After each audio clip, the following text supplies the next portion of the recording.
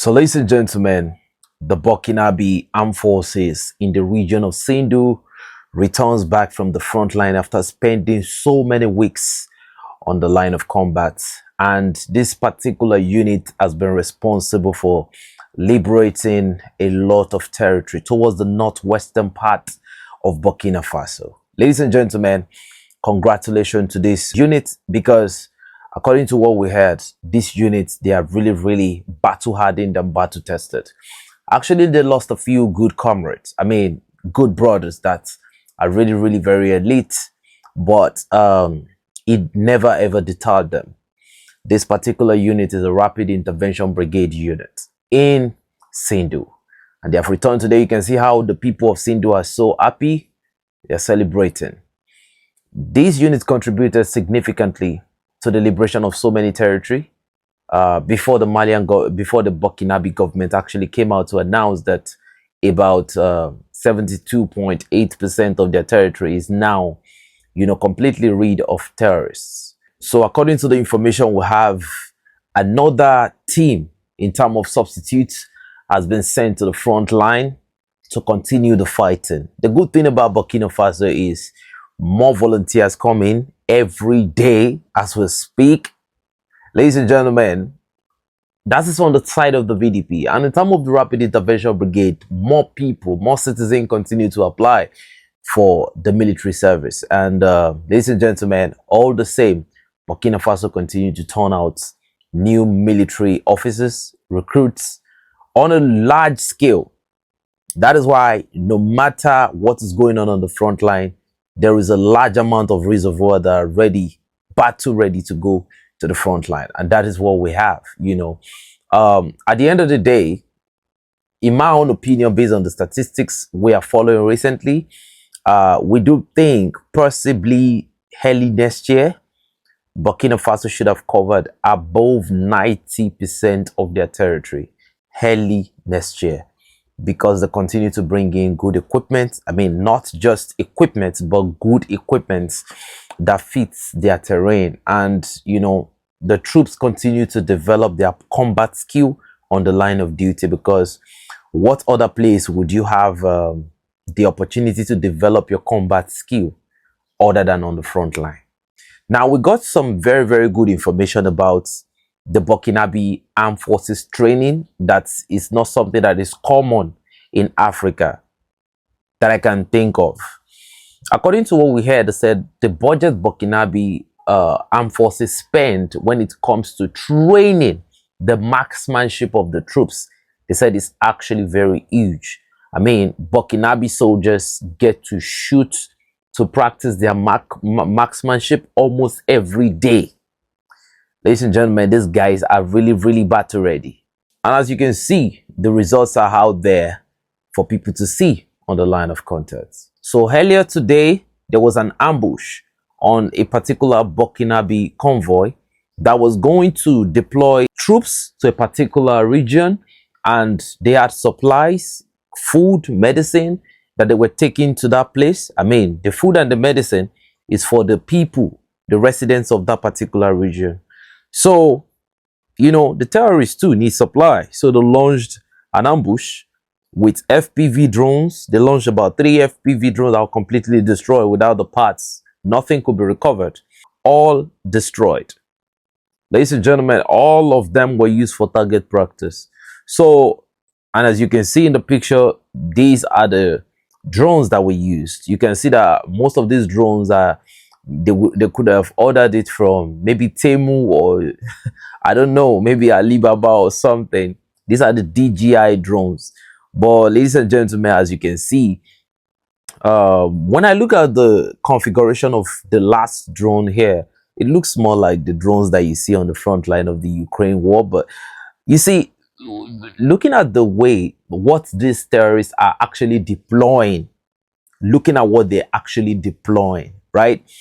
You can actually see that these are not local terrorists.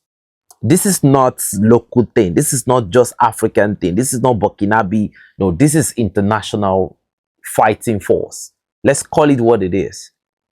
These are international legions. that have chosen to fight for the collective West in Africa.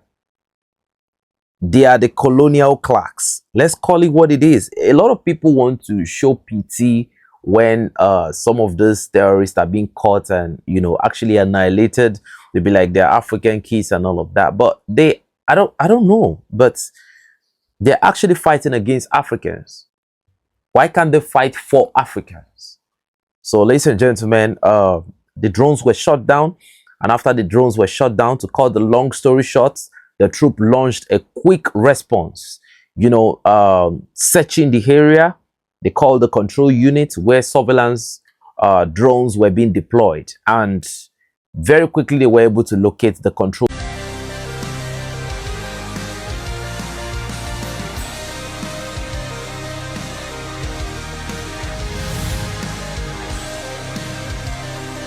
unit of this drone with a little bit of terrorists that were around the region. So about 15 terrorists were being, you know, neutralized in that quick response operation that ensued after the drones were actually shot down and the convoy moved. And there was no hindrance, there was no obstruction till they got to their destination. So we pray that they return safely. We pray that they return very safely. From the information we received today, so FLA fighters actually attacked a Tuareg settlement. I can't call it a community, I'll call it a settlement because they only have few houses there actually. These are where Tuareg, you know, citizens, this is where they harbor. So what the FLA did was they ambushed that particular place, and what they did was to kidnap the young male kids of those Tuareg families. So the report got to the Gatia militias, which they forwarded to the farmers of Mali, and they got to the higher authorities. So what the Malian authorities did was they sent their troops down there together with the Gatia militias. They came to evacuate the citizens that volunteered to live with the Malian government. Some, like the older women, said they would stay. There's nowhere they can go to at their very age, that they are too old. So the younger ones volunteered to follow the Malians, and as you can see, the Malians are actually packing their bags and, you know, just to take them to a particular safe zone. But what I do think is, what do you think? Do you think the elderly people, in my own opinion, I feel like I would have talked to the elderly people to leave so that we can level up the whole place, to be honest, because, you know, some of these situations is what really gives the terrorists an opportunity to perform some kind of, you know, ambush, because they know they have civilians in the location, and they know the Malians cannot go on a total annihilation of that particular settlement knowing the civilians are there. So they have to perform a special military operation, and this is what really gives these terrorists some kind of opportunity sometimes, you know. I might not be right, but in my own opinion, if I was in position of power, I would have tried to talk the elderly people into, you know, get them a safe spot, and, you know, the accommodation, everything will be on me, and I will have to level the whole place up and maybe fund the rebuilding or the redevelopment of the place. But that will be when, you know, we've been able to restore safety and normalcy back in that position.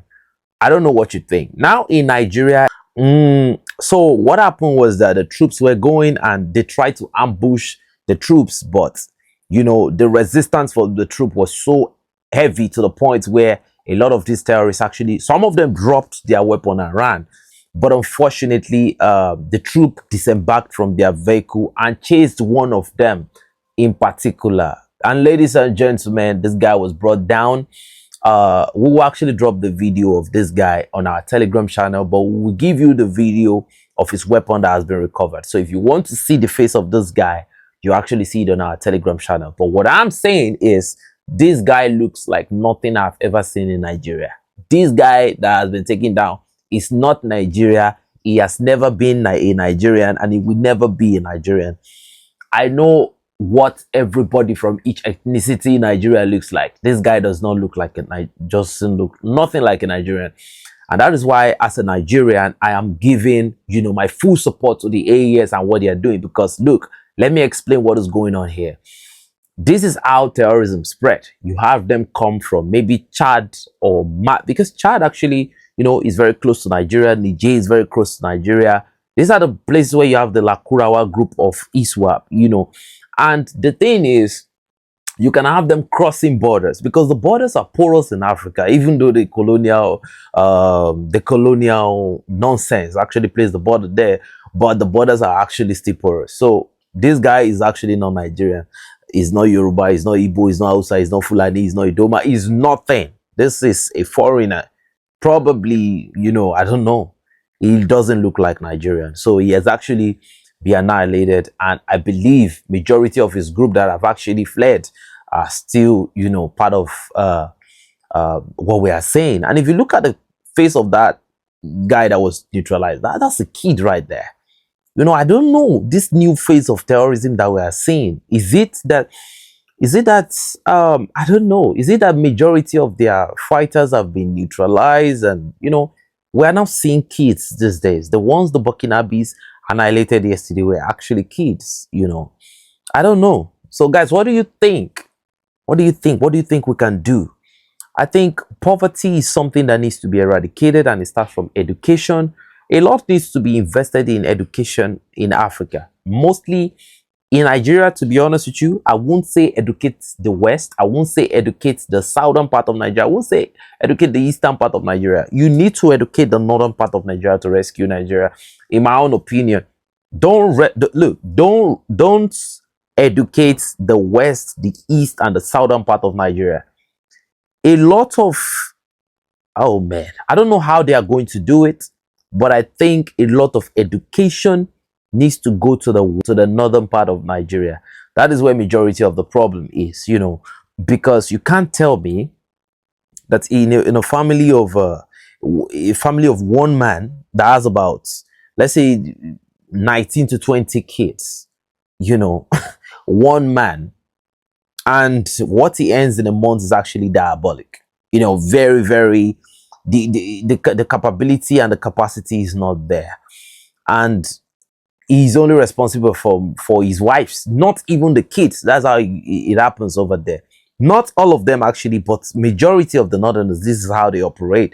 And some of these kids are sent to Almajiri school. A lot of, they go to Islamic schools, and these Islamic schools is where they get radicalized. In the Al-Majiri school, they are being sent on errand to go and beg for money and bring it back to the Al-Majiri school. And when they gather all this money that they've gone to beg for, that is how they feed those kids. So now tell me, when the recruiters of terrorism come and offer these kids maybe $50 or maybe $30 or maybe $20, go and take out 1, 2, 3, 4, 5 for $20. I'm telling you, is that bad to the point that they won't hesitate and they will do it unapologetically.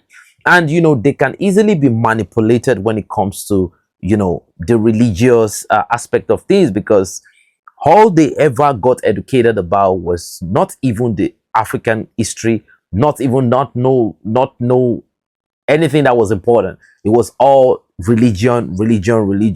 And anybody that does not believe in your religion, you have to, take them out and all of that. So when they send them on this type of operation, they just go out there and they start committing a lot of atrocities out there. So I believe that to solve this problem, when it comes to Nigeria, a lot of investment has to go into education of the North, and it actually has to be monitored, not just to fund. It has to be monitored seriously. I know it cannot be done at once. It will be gradual, maybe state by state. From the states that has not been radicalized, they start building that institutional capacity until they reach those places where there is a significant problem. We actually have good educated northerners in Nigeria, but majority are not educated, and when it comes to religious fanaticism, is just a problem. And until these core issues are addressed, we'll continue to have issues of terrorism in Nigeria, instead of everybody begging for division, right? Which I don't really see happening anytime soon because of the political, should I say the politics of Nigeria is somehow that I can't even wrap my head around it. And the best advice I would just give is, there should be a lot of attention should be paid to northerners, and instead of Nigerians seeing northerners and being like, I think we should try and use our opportunity that we have to live among some of them to help them understand. Because I went out this morning, and majority of the people I'm seeing in the junction that are begging for money, and like you have kids of like 5, 6, 7 begging all around the streets. I've seen more than 10 today, I'm telling you. So I think the best thing for us to do, they migrate. The poverty is so terrible in the north that they had to bring them over to this place. So I think we have to pay more attention to try to help, not by, we must try to educate them. Education is the first thing to make them, because the most disturbing aspect is these people that are actually begging for money, they have no injuries, they have no problem, they have hands, they have legs. Now you have people from our own geographical location that they go to do menial jobs. You have some people, some people who are into local tailoring. You have people doing a lot of things to actually make a living. Some people are selling pure water. Some people are doing a lot of things just to, physical jobs. Some people are learning carpentry. A lot of vocational studies is going on. So I think the problem of the North is that they don't have that education to understand that, okay, you have to work for money. No, because when you have about 10 mothers with about, each person has about 8 to 9 children, they put them on top of trucks and they migrate them to this part of Nigeria. Every Nigeria that's listening to me can actually attest to what I'm saying. So I see them with hands and legs. So the problem is, what is wrong here? You are not physically, you are not physically in any, dangerous situation that really make me look at you and be like, okay, I don't have empathy on those type of people, because I feel like what they need is education, what they need is good advice, and not, because I've actually given some of these people money, like real money, real huge money, like hoping that they will get off the street. The next day I saw them there. After the next day I saw them there. So they've actually seen begging as a job. And these are the people that during election you are going to see them go out en masse, because they have the numbers, these satanic numbers, they have it, and they go out there. Maybe a politician give them 1,000 naira each, something that is less than $5, something that is less than $3, and they vote in incompetent people that are going to be there for the next 4 years and are going to continue to align with the neo-colonial, hegemonious trend that is already decapitating the country down to its roots. Ladies and gentlemen, you can give me your opinion on what you think. It's your boy 7200 signing out. Enough said, but before I go, I love you all, man. Much respect. I'll see you tomorrow.